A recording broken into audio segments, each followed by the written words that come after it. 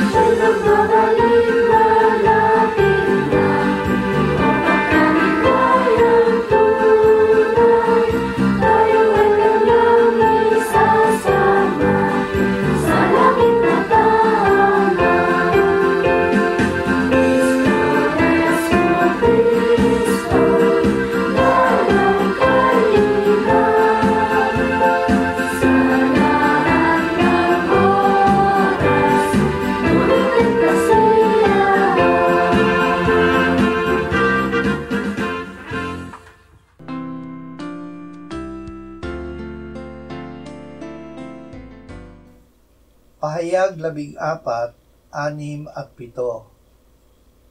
At nakita ko ang isa pang anghel na lumilipad sa gitna ng himpapawid, na may walang hanggang ebanghelyo na ipahahayag sa mga naninirahan sa lupa, sa bawat bansa, lipi, wika at bayan.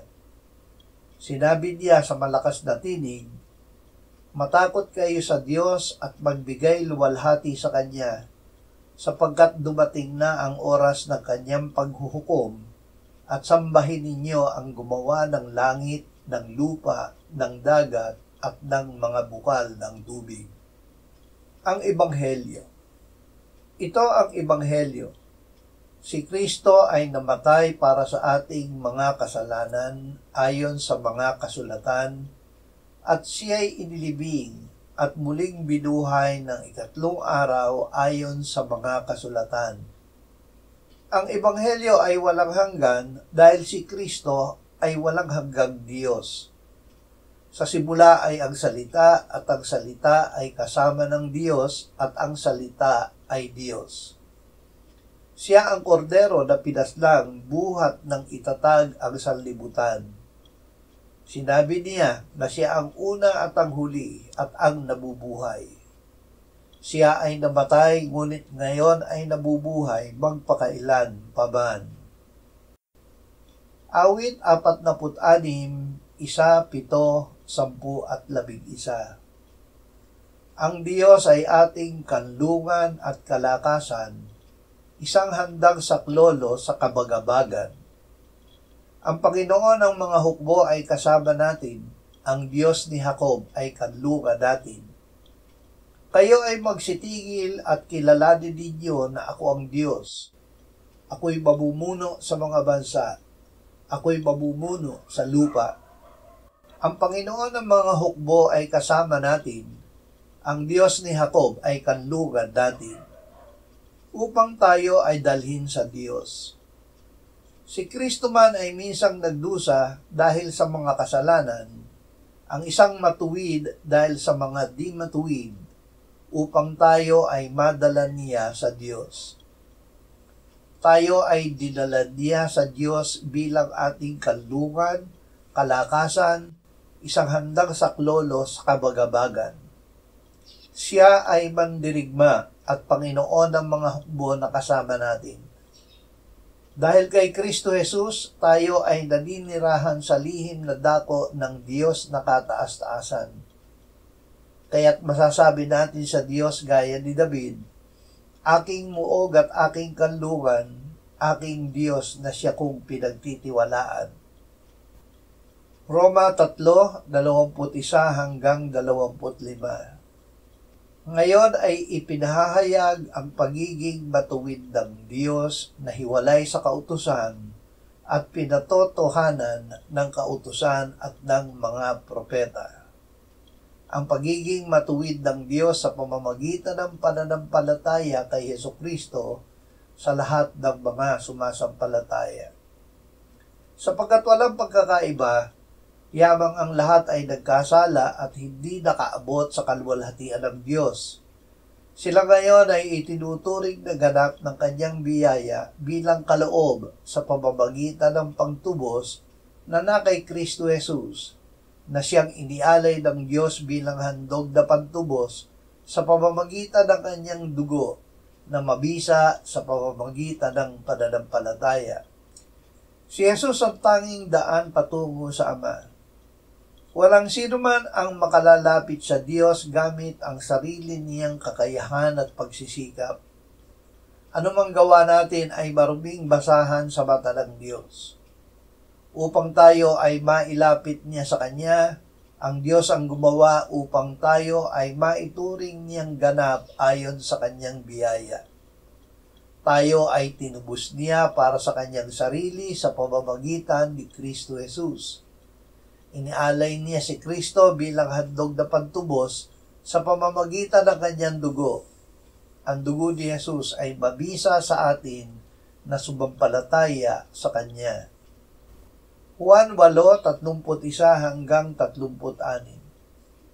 Pagkatapos ay sinabi ni Jesus sa mga Hudyong sumasampalataya sa Kanya, "Kung kayo'y mananatili sa aking salita, tunay ngang kayo'y mga alagad ko. At inyong malalaman ang katotohanan at ang katotohanan ang magpapalaya sa inyo." Sumagot sila sa Kanya, "Kami mula sa binhi ni Abraham at kailan ba'y hindi pa naging alipin ng sinuman? Bakit mo sinasabing kayo'y magiging malaya?" Sinagot sila ni Jesus, "Katotohanang sinasabi ko sa inyo, ang bawat nagkakasala ay alipin ng kasalanan. Ang alipin ay walang palagiang lugar sa sambahayan. Ang anak ay may lugar doon magpakailanman. Kaya't kung kayo'y palayain ng anak, kayo'y magiging tunay na malaya." Tanging si Jesus ang nagpapalaya.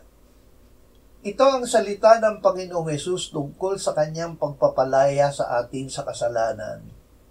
Kung paanong itinaas ni Moises sa ilang ang ahas, kailangan din namang itaas ang anak ng tao upang ang sino mang sumampalataya sa Kanya ay magkaroon ng buhay na walang hanggan.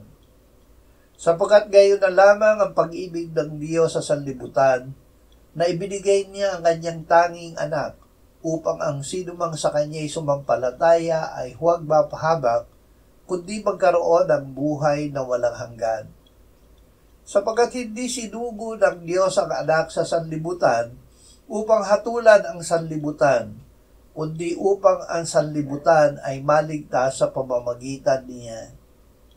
Ang Panginoong Hesus ang katotohanan. Ang nananatili sa Kanyang salita ay tunay na mga alagad niya na nakakaalam ng katotohanan.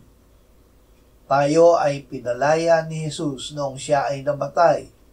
Siya ngayon ay buhay magpakailanman.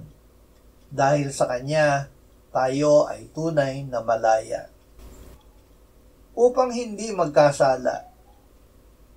Kung tayo'y lumalakad sa liwanag, na tulad ng Diyos na nasa liwanag, may pakikisama tayo sa isa't isa, at ang dugo ni Jesus na Kanyang anak ang lumilinis sa atin sa lahat ng kasalanan. Kung sinasabi natin tayo'y walang kasalanan, dinadaya natin ang ating sarili at ang katotohanan ay wala sa atin. Kung ipinapahayag natin ang ating mga kasalanan, Siya ay tapat at banal na magpapatawad sa ating mga kasalanan at tayo'y lilinisin sa lahat ng kalikuan. Kung sinasabi natin tayo hindi nagkakasala, ginagawa natin siyang sinungaling at ang Kanyang salita ay wala sa atin. Mga munti kong anak, ang mga bagay na ito ay sinusulat ko sa inyo upang kayo'y huwag magkasala. Ngunit kung ang sino man ay magkasala, tayo ay may tagapagtanggol sa harap ng Ama, si Jesucristo na Siyang matuwid. Siya ang kabayaran para sa ating mga kasalanan at hindi lamang para sa atin, kundi para din sa kasalanan ng buong sanlibutan.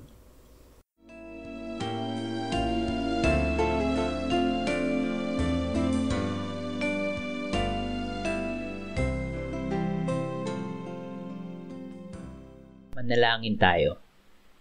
Panginoong Hesus, sinabi mo, malibang kainin ninyo ang laman ng anak ng tao at inumin ang kanyang dugo, kayo ay walang buhay sa inyo. Ang sino mang kumakain ng aking laman at umiinom ng aking dugo ay may buhay na walang hanggan, at akin siyang muling bubuhayin sa huling araw. Sapagkat ang aking laman ay tunay na pagkain at ang aking dugo ay tunay na inumin. Siya na kumakain ng aking laman at umiinom ng aking dugo ay nananahan sa akin at ako sa Kanya. Kung paanong buhay ang Ama na nagsugo sa akin at ako ay nabubuhay sa pamamagitan ng Ama, gayon din siya na kumakain sa akin, siya man ay mabubuhay sa pamamagitan ko. Panginoong Hesus, aming tagapagligtas, tinatanggap ka namin sa oras na ito bilang aming tinapay ng buhay. Tinatanggap namin ang iyong katawan na ipinako sa krus, namatay, inilibing, binuhay na muli, at iniakyat ng Ama sa kanyang kanan sa langit bilang aming tunay na pagkain. Tinatanggap namin ang iyong dugo na nabuhos sa ikapagpapatawad ng aming kasalanan bilang aming tunay na inumin. Manahan at mabuhay ka sa amin upang kami ay mamuhay sa pamamagitan mo kung paanong ikaw ay namuhay sa pamamagitan ng Ama.